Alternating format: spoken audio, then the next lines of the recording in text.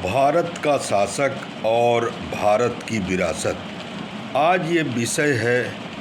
कि भारत का असली शासक कौन हो सकता है और भारत की विरासत को कौन संभाल कर रख सकता है। ऐसे में जब 1947 को भारत को अंग्रेज़ों ने भारत के असीम पावर को ट्रांसफ़र हिंदुस्तानियों के हाथ किया, तब ये विरासत दो भागों में बँट गई धर्म के आधार पर, जो कि ऐसा होना नहीं था, क्योंकि भारत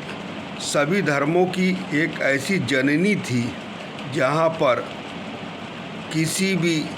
एक धर्म के द्वारा एक देश की मांग करना ये न्याय संगत नहीं था। फिर भी बंटवारा हो गया। आज भी उसकी टीस पाकिस्तान वासियों को खलती है, क्योंकि भारत की विरासत में भारत के अंदर तो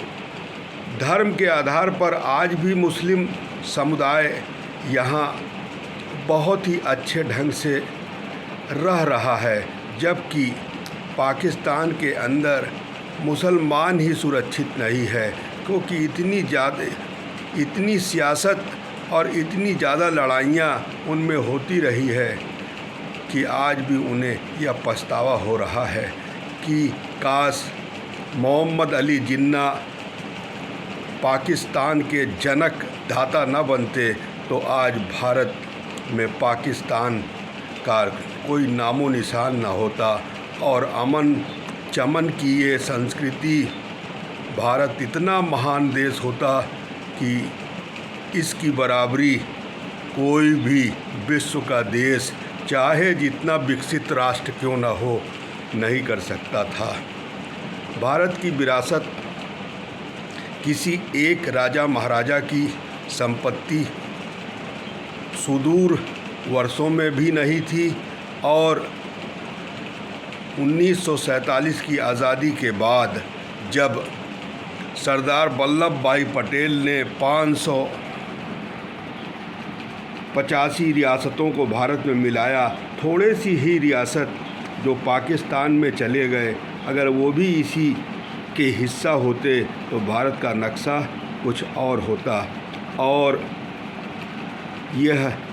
देश भारत आज एक ऐसा महान देश होता जहाँ की सभ्यता और जहाँ की सुरक्षा और जहाँ के लोग अपने में एक विरासत की अनूठी मिसाल बनते, क्योंकि यहाँ लोकतंत्र स्थापित हो गया था और लोकतंत्र स्थापित हो जाने के कारण यह देश जनहित में जनता के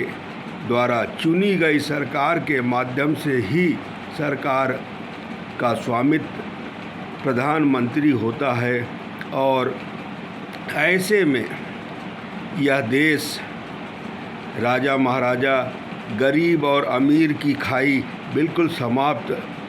होती रही है। अब इस देश का प्रधानमंत्री गरीब से गरीब व्यक्ति बनकर शासन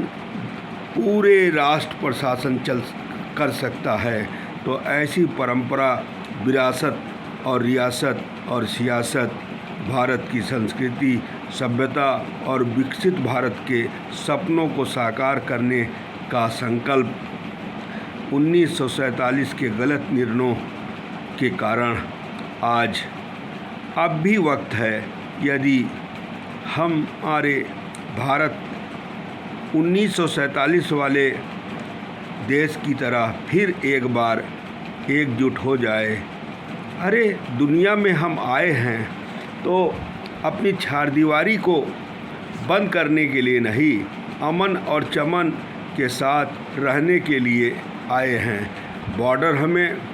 ये सिखलाता है कि यह दूसरा देश है या दूसरा देश है, लेकिन मानवीकरण, मानवता हमें इस बात के लिए प्रेरित करती है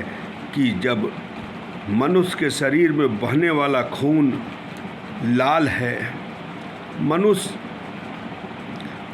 एक दूसरे के लिए है तो भेदभाव किस कैसा। और हम अपने पेट के लिए 2 जून की रोटी सही मायने में जुटा सके, यही सच्चे भारतीय व्यवस्था एवं विश्व व्यवस्था का सुदूर परिणाम है कि आज हमारे देश में 80 करोड़ जनता को भारत की सरकार मुफ्त में राशन दे रही है। क्यों दे रही है? इसलिए कि वो अभी उस सीमा के अंदर नहीं पहुंच पाए हैं कि उन्हें नौकरी का अर्जन नहीं है, तो भारत सरकार उनकी व्यवस्था करती है। ऐसे महान भारत को मैं कोटि कोटि प्रणाम करता हूँ। धन्यवाद।